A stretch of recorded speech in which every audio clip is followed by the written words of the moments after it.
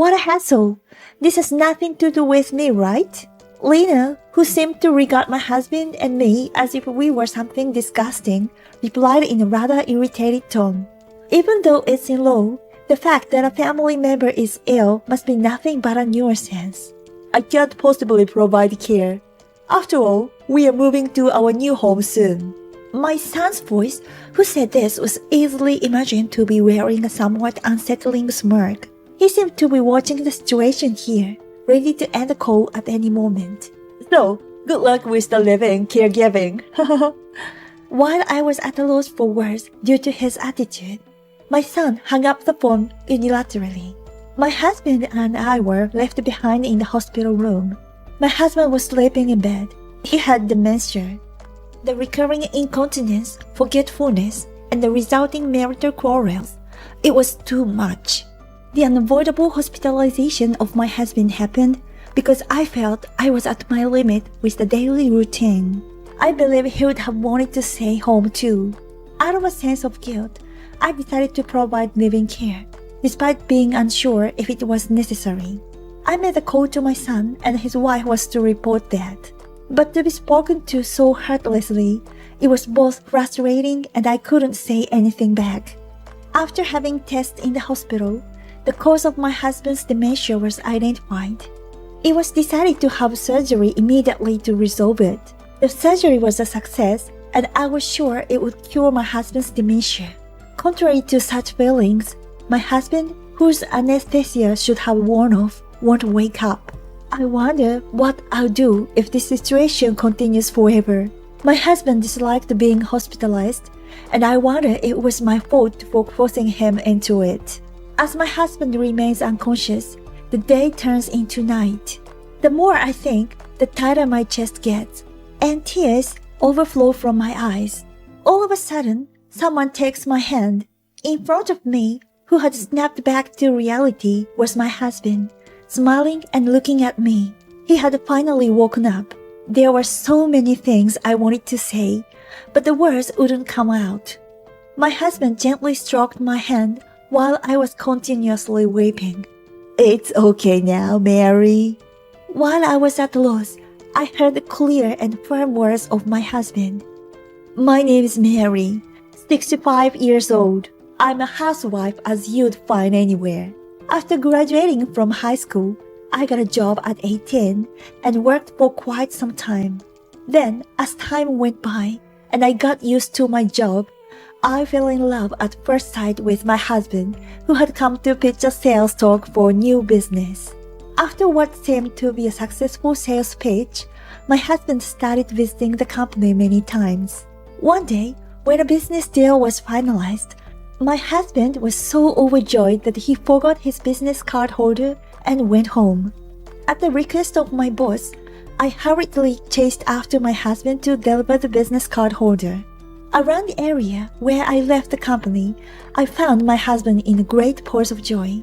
I nervously called out to him, and he was so surprised his eyes rounded. I couldn't help but laugh at the sight of him.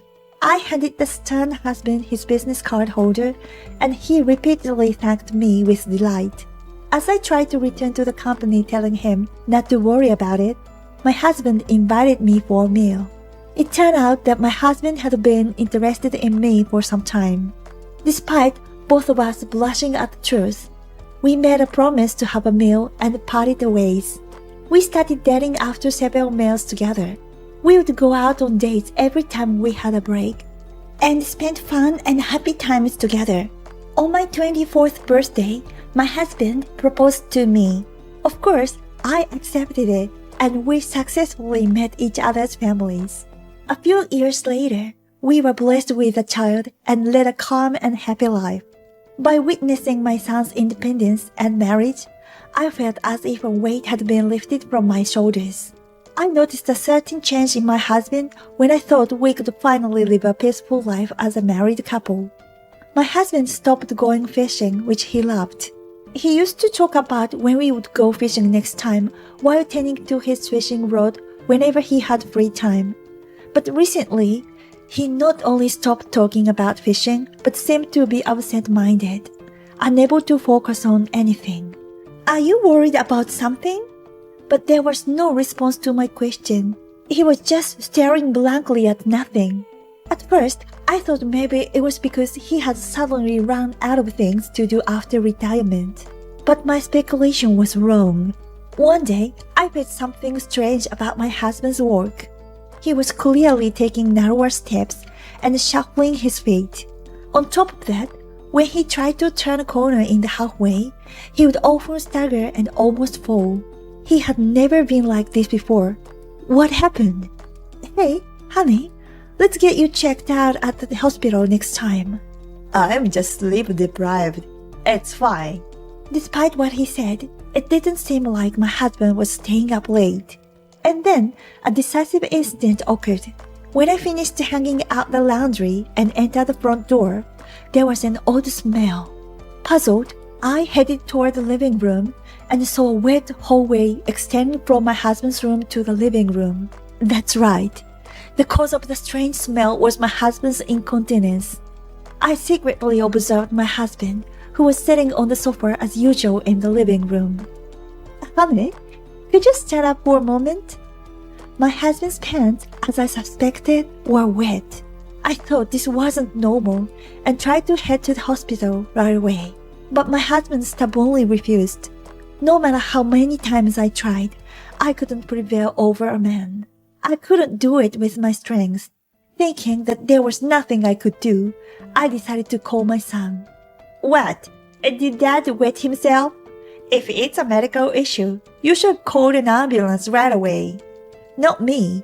I can't deal with this kind of hassle.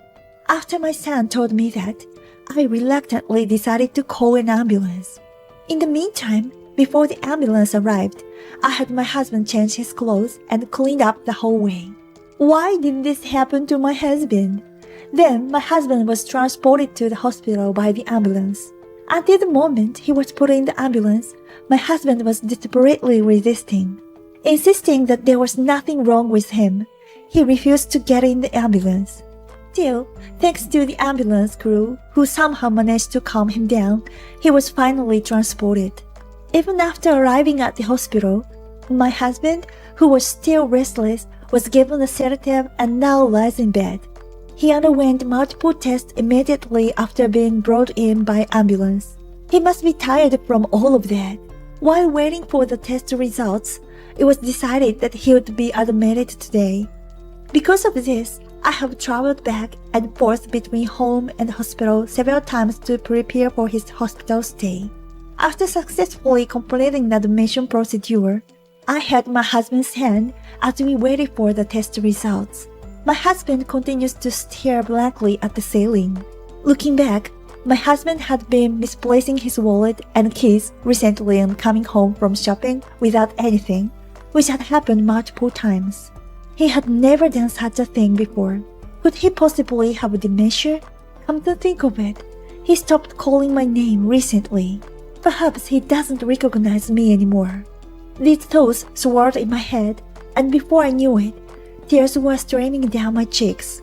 He may never call my name again. At some point, I found myself squeezing my husband's hand as he continued to gaze blankly at the ceiling. Just then, I heard a knock at the hospital room door. I wiped away my tears hurriedly while responding. The doctor and nurse entered with serious faces. What could this be about? We have something important to discuss. Could you please call a family member? When I heard those words, everything in front of me went pitch black. The doctor and nurse said, "Please call us when a family member is present," and left the hospital room. But even with their words, I barely managed to respond. And when I was finally able to move, I called my son again. What? Being called as a family member means Dad is in serious trouble, huh? Stop complaining. Just come here right now. Huh? Such a pain. Don't contact me unless it's absolutely necessary. Bye. Unable to respond to my son's harsh words, I was helpless when he abruptly hung up the phone, and I found myself crouching down on the spot. After some time, a nurse who was worried about my absence came to check on me. I managed to explain that no other family members were coming. and she quickly went to call the attending physician. When he returned, he gave a detailed explanation of my husband's condition. It seems there may be something wrong with my husband's brain, and they will proceed with detailed examinations tomorrow. They promised to determine the cause and work towards recovery. There were other things they told me, but my mind was still trying to process the events of the day, and I was mostly in a daze. Seeing my exhausted state, the attending physician told me they would prepare a bed for me to rest. The nurses immediately prepared the bed for me, and before leaving the room, they told me to call out if I needed anything. I sat down on the prepared bed and looked at my husband. He was still staring blankly at the ceiling just like before. As I looked at him, I made up my mind. I'd become a living caregiver. Afterward, despite my reluctance to hear my son's voice, since they said there could be something wrong with my husband's brain, I had no choice but to call him. And when I told him that my husband might have to be hospitalized for a long time, and that I decided to become a living caregiver after his discharge, you don't have to pretend to be a living caregiver. You're probably happy to get rid of the burden, right? Unable to tolerate my son's laughing and vulgar attitude, I hung up the phone literally this time.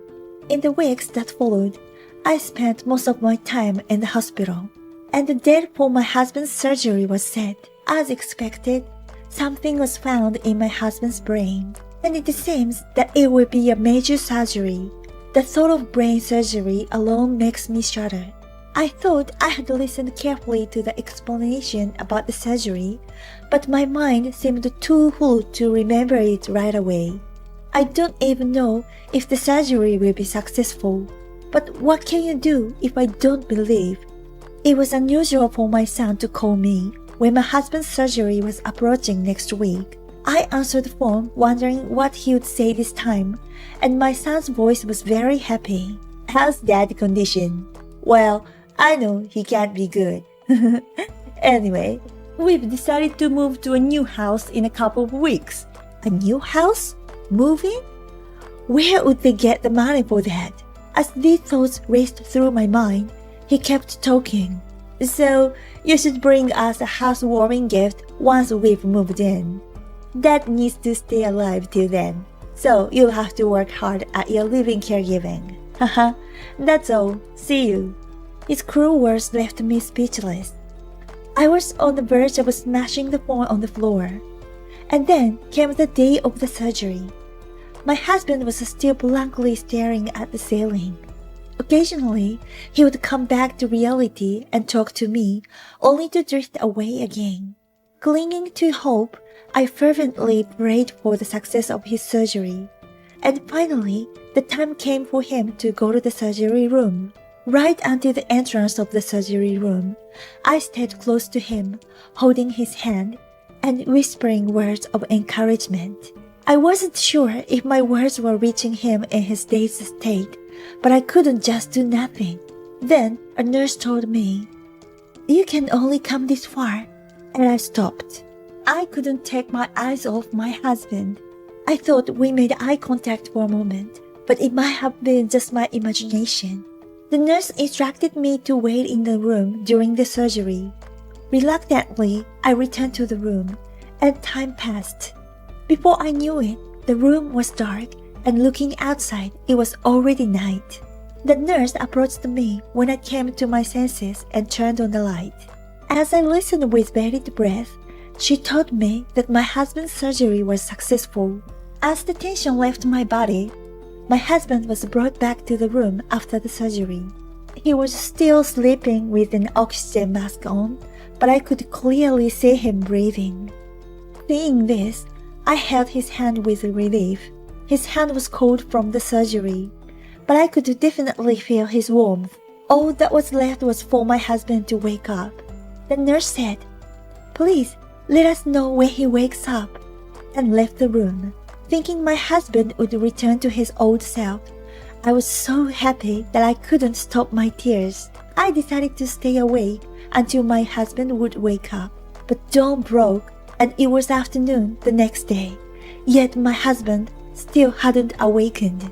The attending physician and nurses came to check on him several times, but there was no sign of him waking up. As my husband slept, I was thinking back to the time when I first felt something was off with him. Perhaps I am the one to blame. I criticized my sick husband, became irritated by his forgetfulness and apparent lack of concern, and even shown my disgust when he stubbornly refuses to go to the hospital. As I consider the possibility that he may never wake up, I've been reflecting on many things. I regretted my harsh behavior towards him, and my chest tightens with guilt. All I can do is cry. Suddenly, I feel something warm touching my cheek. Surprised, I look up and there he is, my husband, smiling at me. I was so overwhelmed, but he gently reassures me. "It's okay now, Mary." Hearing him call my name after such a long time, I couldn't help but cry out loud without considering the place. The nurse who rushed in tried to calm me down. Now it was my turn to be absent-minded. The doctor who was in charge arrived, and he checked my husband's condition. There seemed to be no problem at the moment, but because he had brain surgery, he would need to stay in the hospital for a while for doctors to observe his progress. Seeing him answer questions so accurately, I finally felt relieved.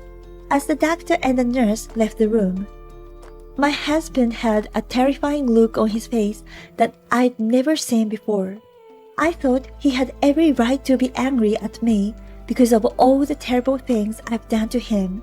But instead, he said, "I'm sorry for all the trouble I've caused, but I remember everything our son did to me. I didn't understand it before the surgery, but looking back, everything that happened was actually happening to you, Mary.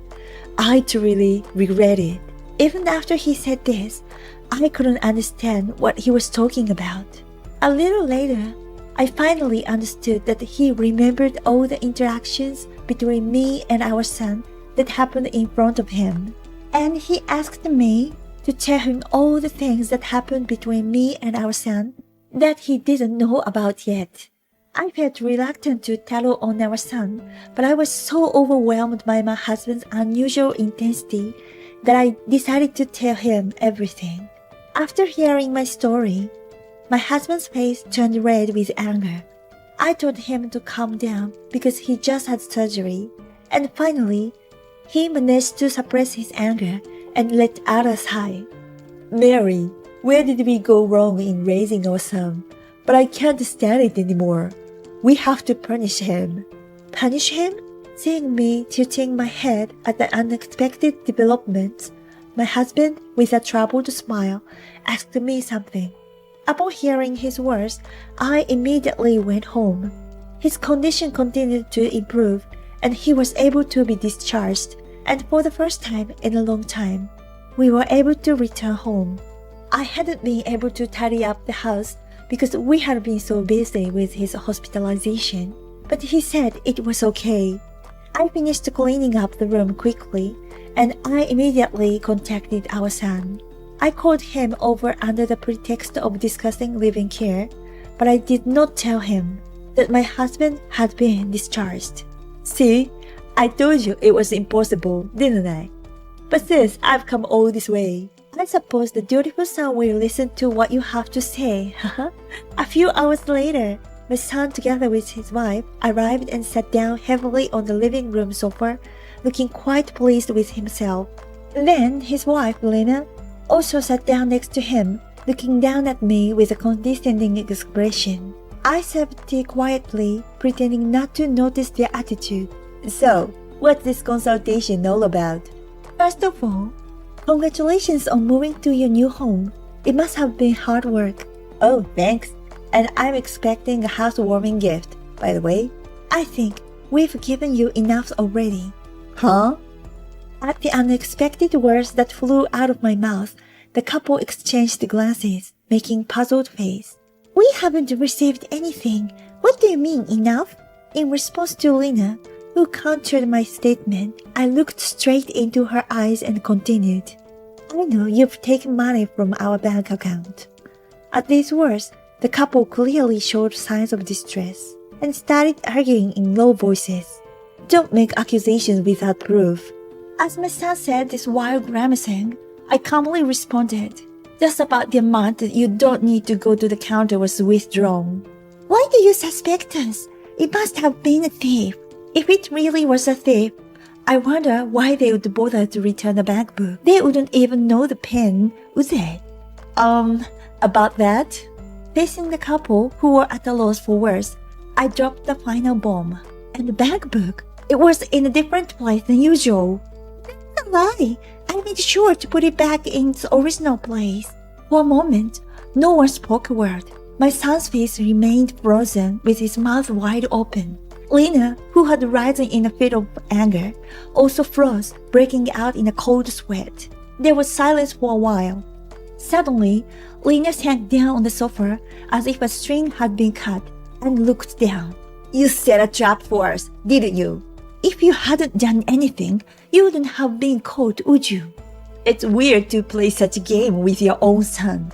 Perhaps thinking that the only way out of this situation was to make a scene, my son suddenly started shouting, I won't let things go his way. After all, this couple, my son and his wife, had taken the money that my husband had saved up little by little and used it for their new house and moving expenses. I just couldn't forgive them for trying to run away after doing something like that. You insulted my precious wife. First of all, apologize to Lena. What on earth is he saying? The couple should be the ones apologizing. I glared back at my son without backing down. What's with that look? Even if you glare at me like that, I'm not scared at all. Isn't it you two who should be apologizing, not me? Apologize to who? To Dad? But what did we do wrong? We just made effective use of money that wouldn't have been used anyway. Is there any need to apologize for that? The living room door was flung open with force just as my son was making his defiant statement. Seeing my husband, who suddenly appeared, the couple was lost for words. In front of the couple, whose mouths had dropped open, my husband sat down next to me with a stern look on his face. When he slammed the bank book, which is now empty of balance, on the table in front of him, the couple were surprised and shivered. Congratulations to both of you. You've moved to a new house, right? It must have cost a lot of money. How did you raise the funds? Did you win with your gambling skills? Where did that bravado from earlier go? Our son is silently listening to his husband's words. Don't tell me you thought I wouldn't know anything, because I was suffering from dementia during that time. Did you feel nothing seeing your mother crying and talking to you on the phone? But there's no way dementia can be cured instantly, right? Even if surgery was done, you probably forget about the current situation in no time. Our son, trying to wriggle out of the situation by arguing loudly, was not making any sense because he was upset. Exactly. There's no way it could be cured so quickly. That's why I thought we'd be fine. If we could just trick you, my mother-in-law. Sorry, but that's not going to happen. Your father was suffering from a type of dementia that is curable. It's called idiopathic normal pressure hydrocephalus, and since the surgery was successful, your father won't forget anything anymore. When I said that, the air in the room froze. There was a long silence, but my husband quietly opened his mouth. You broke into our house and took out the bank book without permission. Even if you are our son, this is a crime. And on top of that, you kept withdrawing small amounts to avoid getting caught. What on earth have you done? But it's your fault for not locking the door, Mom. That's true. Since my husband was hospitalized and it was decided that he would have brain surgery, I panicked. During the days when I would hurriedly return home to take a bath and do laundry, and then go back to the hospital, there seems to have been times when I left without locking the door. When I told my husband everything after the surgery, it seems he also had doubts about our son moving to a new house, just like I did. It's no wonder he had doubts. Despite being big gamblers and not really working, my son and his wife always had money for gambling. My husband had been adamant about refusing, but it seems our son had been begging for money from my husband without me knowing. With all these things combined, it seemed like our son and his wife saw my forgetting to lock the door as an opportunity. But it wasn't me. In reality, it was all Lena who did it. I was wondering why she's been doing quite well financially lately. Stop making false accusations. You were the one who gave all the instructions. Besides, there's no way I would know your family's PIN. With that said, our son had no choice but to remain silent. Even if he's a family member, withdrawing money without permission is a crime. Moreover, the couple didn't just use the money for a new house and moving expenses, but they seemed to have bought new furniture and appliances as well. But that alone wouldn't empty my husband's savings, so they must have poured the rest into gambling. What on earth have they done? My husband had attached a sticky note with the PIN written on the last page of the bank book, but it didn't have any numbers written on it. It only said, wedding anniversary. Only our son would understand. Read what's written here carefully, and if you agree, sign and seal it. Of course, this applies to Lena too. If you refuse, I will immediately report this to the police. Saying so, my husband presented a piece of paper to our son and his wife. Written on it were conditions. Our son would work at the construction company run by my husband's friend. Lena would find proper employment. They would repay all the money they withdraw without permission, and they would never gamble again. Reading this, my son, though looking frustrated, silently sighed and sealed the document. Lena, too, reluctantly sighed and sealed the document while being glared at by my husband. Then the couple left. Since then, they seem to have divorced. It seems that their relationship was ruined as they blamed each other for their problems. Although it's good that they divorced, neither of them has money to move out, so they seem to be living together under the same roof in domestic separation. Additionally, it seems my son already had debts from consumer credit, and now he's working desperately at a temp job to repay debts in 2 places. On the other hand, Lena, who thought she would enjoy living in her new home, seems to have been complaining to her friends that this time was a disaster. However, since the rumor spread quickly, it seems she can't go out in public anymore. And like my son, she's working multiple jobs, primarily night shifts, to repay the debt she created herself. I didn't know this, but apparently my husband had another bank book, and he was able to pay for the surgery and hospitalization from there. Now, we decided to use that savings as a bridge until the couple repays the money. About the other bank book, my husband said, "This money was saved for traveling with Mary after retirement, but there's still time ahead, so let's take it easy for now." There were times when I prepared myself for the possibility that my husband might not wake up after the surgery from the hospital.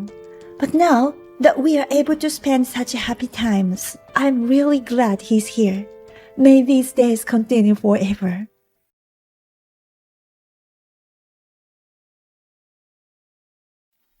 You're so slow. Hurry up and make dinner. And clean up the rooms too.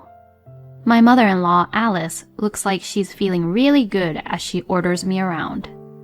It's as if she seems to be so excited to be able to order me around. And my husband, Kevin, looks at me as if it is completely normal that Alice would treat me like her slave. Wow, honey, your house is really comfortable and nice.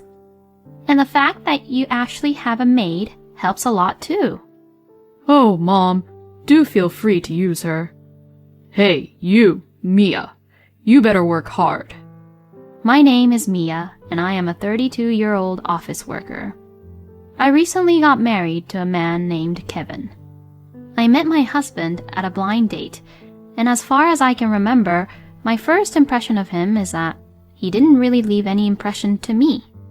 But when we moved to sit next to each other and talked a little, we discovered that we both have similar tastes and interests. We had so much in common, and we really liked the same music and movies.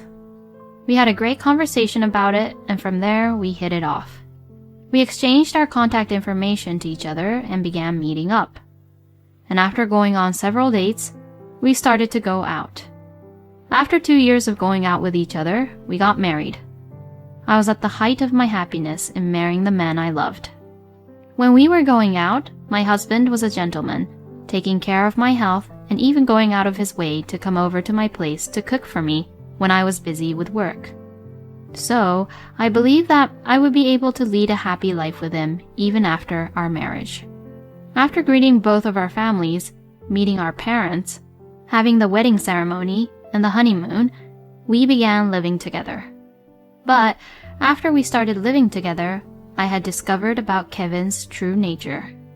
As soon as we got married, his attitude suddenly changed drastically. Now that we are married, all the housework is the wife's job, so do it well, Mia. Huh? What's up with you all of a sudden? I'm just saying the obvious, you know. Well, it's always been a rule that the wife does the housework. And I grew up in that kind of family environment. So you too should follow my way. What? No, wait. We both work, you know. In this day and age, it's much more common to share the house chores, right? I can't have such an old-fashioned way of thinking forced onto me. I see, Mia. You're the type of person who is influenced by everything that follows the trend like that, huh? No, that's not what I meant. What I am trying to say is that it is not right that I am the only one who has to do all the house chores and bear all the burden. You would only work and won't do any housework, but I'm supposed to do both my work and housework, you know? Ugh, my God. You keep arguing back to me, huh? If you can't do it, why don't you just say so honestly? Huh? Actually, you can't do it, so that's why you're making these excuses, right? And that's why you're justifying yourself by saying things like old-fashioned and such, right? That's not true. Oh, you don't have to be so stubborn about it. If you can't do something, just say that you can't do it. Fine, if you say it like that, then I'll do it. I'll do the housework even when I get home from work. Is that right? So you will do it, huh? That's a promise then. You better take responsibility for what you say. I got angry since he provoked me like that. Just you wait. I'm going to perfectly balance my work and the housework. Then, I got myself together and worked hard at both the housework and my work. I even tried not to repeat the same dinner menu as much as possible so that my husband would not complain about it. And my husband was impressed with me balancing out between my work and the house chores, so he did not complain. I knew you could do it. I was a little annoyed at myself for being so unknowingly flattered by Kevin praising me like that. I did my best here, so now, can you do it this time? Huh? Oh, were you thinking that you won't do it too? It's not manly of you to let a woman do it and then not get in the game yourself. Excuse me? My husband began to take the bait. If you keep having that attitude with me, you're going to suffer. Oh, how will I suffer? Please, show it to me. Why don't you just try to surprise me by doing the house chores and your work perfectly? Saying it like that, my husband will now do all the house chores himself. But then, things took an unexpected turn. What the hell are you talking about? I don't do house chores. What? I told you last time that house chores are the wife's job, didn't I? Have you forgotten already? What an idiot. Oh, of course I remember that. But aren't you frustrated that I said that to you? Don't you want me to be surprised that you can actually do the house chores too? Well, it's not what I'm supposed to be doing. So, nope. No way. I thought that this strategy was a failure, so I tried a different approach to Kevin. But then he began to say something really unexpected.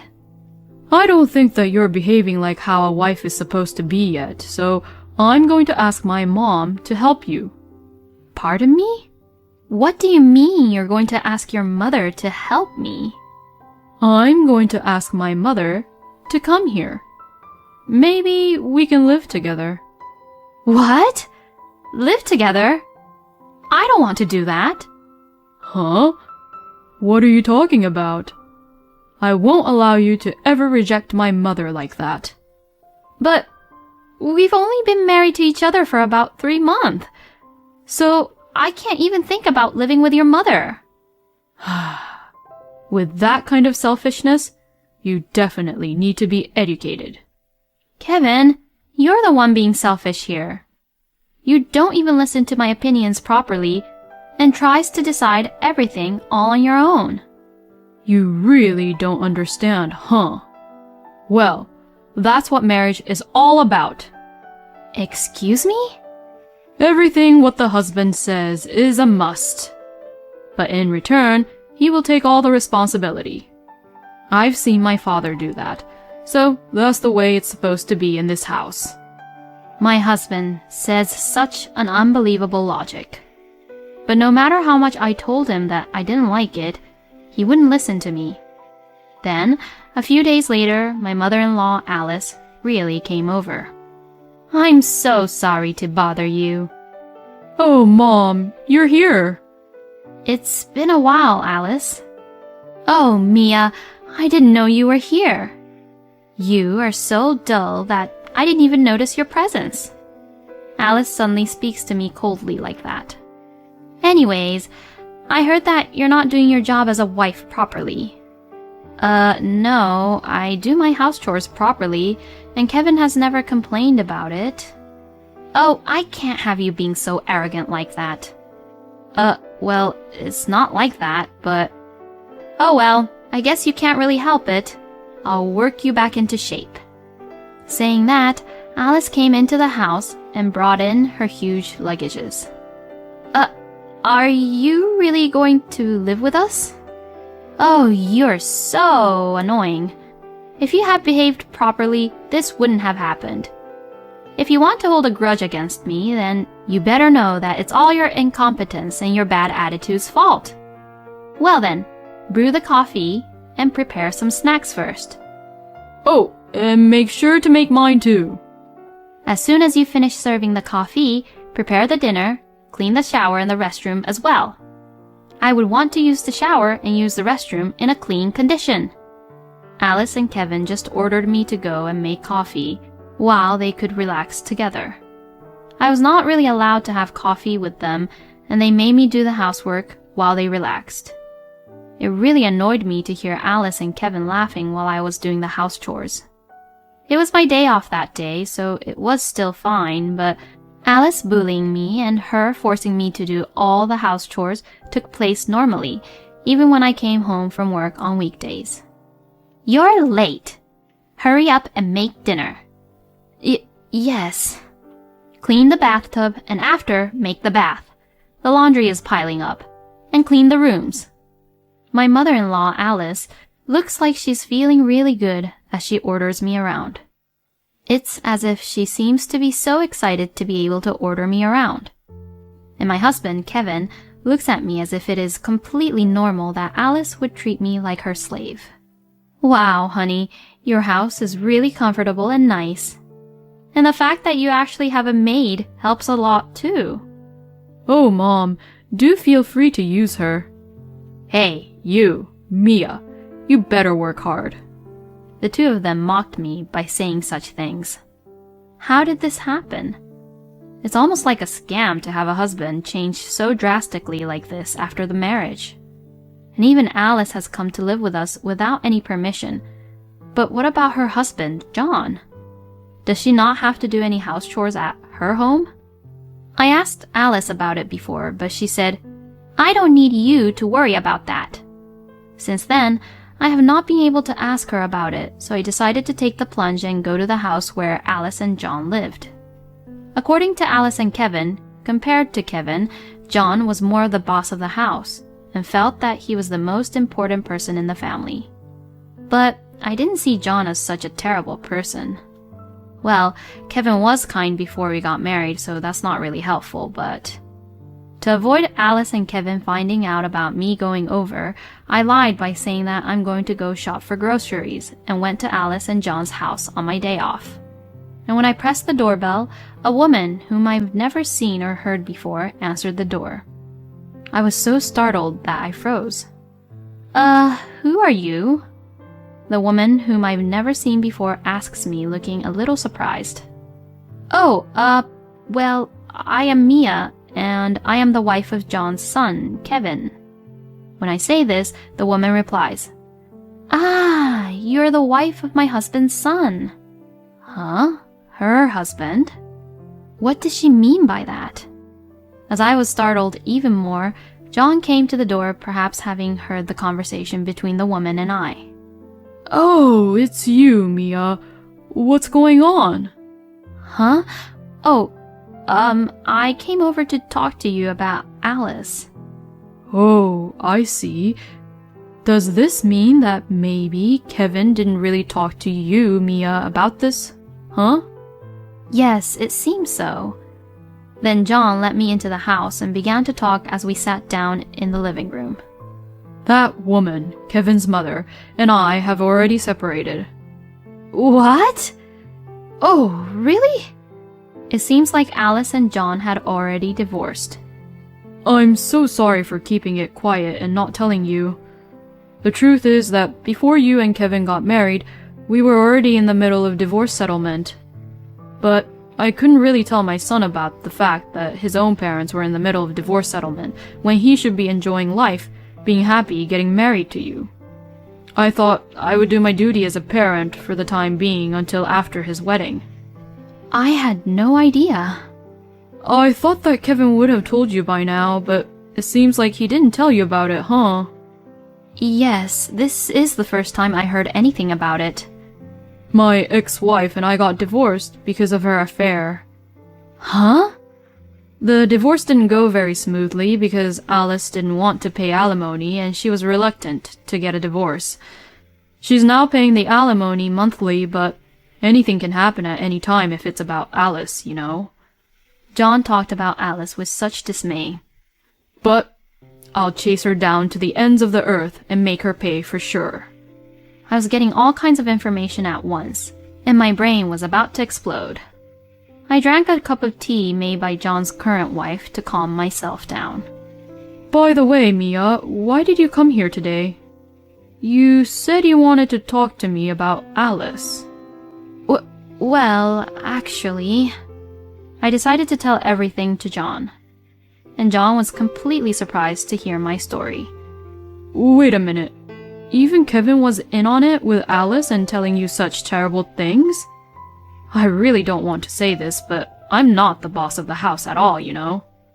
Alice was the one who did not do any housework at all, and she hung out every night, and to top it all off, she was the one who had an affair.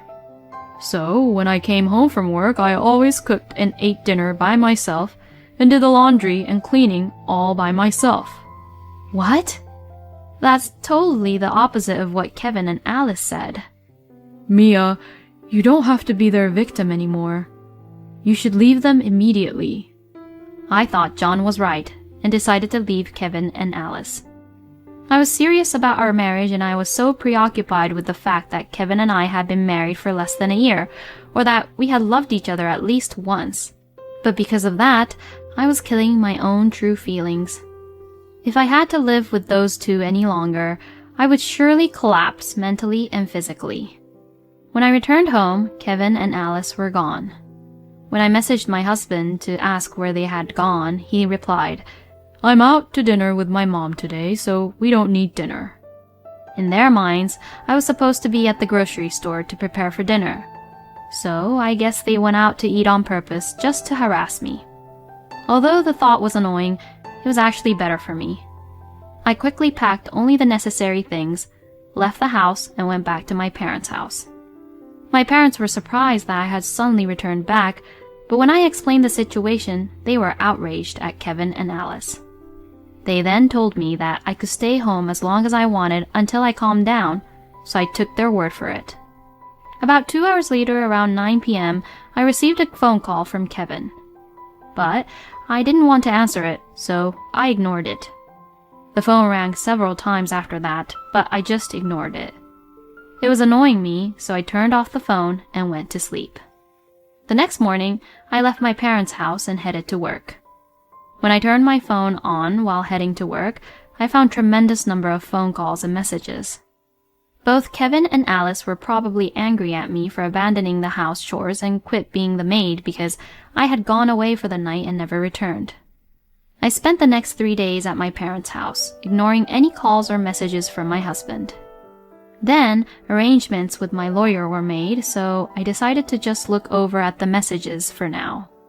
I received many angry messages from my husband, such as, "Where are you?" and "Screw you," and "Mom is mad at you too." Others said, "You're an unfit wife. I married a woman like you and now I'm disappointed in you because you're so useless. Come home quickly and do your chores." And many other heartful words were said in those messages. Then, noticing that I read all his messages, Kevin called me right away. "Yes?" Hey, stop joking around. Why aren't you coming back home? "I am sick and tired of being pushed around by you two." Shut the hell up. You better stop being so selfish and just come back home. I've taken a dull woman like you into our family as my wife, so you should at least take care of the house, you piece of crap. How could he say such a terrible thing? Well then, a dull woman like me will divorce a lousy, morally dishonest mama's boy like you then. Huh? It means I'm divorcing you. Huh? Divorce? What the hell are you saying? I'm being serious. I've already lawyered up, so I'll fight you until the end. You hired a lawyer? Are you out of your mind? I'll call a lawyer or whatever it takes to get away from you. Anyways, divorce is a must. And I'll take whatever I can get. I said that and hung up the phone on him. I think Kevin was saying something to me back, but I couldn't care less what he was saying. I then officially demanded a divorce from my husband through my lawyer. I also demanded alimony due to Kevin and Alice's moral harassment, as I had recorded many of the terrible things that were said by Kevin and Alice to me up to this point. Kevin protested, but he could not get away with it because I had proof. And as for Alice, in addition to the alimony, she was sued by John for defamation on having made a bad impression of John to other people by spreading lies about him. So, in addition to the alimony for the affair, Alice had to pay the alimony for the defamation as well. According to what I heard, it seems that Kevin actually knew that Alice and John was in the middle of divorce settlement, and that the reason he took that horrible bossy attitude towards me was because he wanted to ensure that I would actually obey him and listen to Alice. Since Kevin was a mama's boy, he was thinking of sacrificing me in order to help Alice. That's why he didn't let me quit my job and even made me do all the housework. He was also planning to use the savings from our shared account to pay for Alice's alimony. I'm so glad I divorced Kevin before he could do that. By the way, about Kevin and Alice after that, both of them owed alimony and had to live in extreme poverty. And Alice has done very little house chores up until now, so apparently Kevin is working 2 jobs to earn money for living expenses and alimony for the 2 of them, while also doing all the house chores. I'm so exhausted. Please, help me. I received a message like this from Kevin, but I ignored it and gently blocked him. Meanwhile, I am living modestly and saving money by renting an apartment. Recently, I have saved up quite a bit of money, and I am thinking of trying for investment to further increase my assets. Thank you for watching until the end. Please subscribe to our channel. We hope to see you in our next video.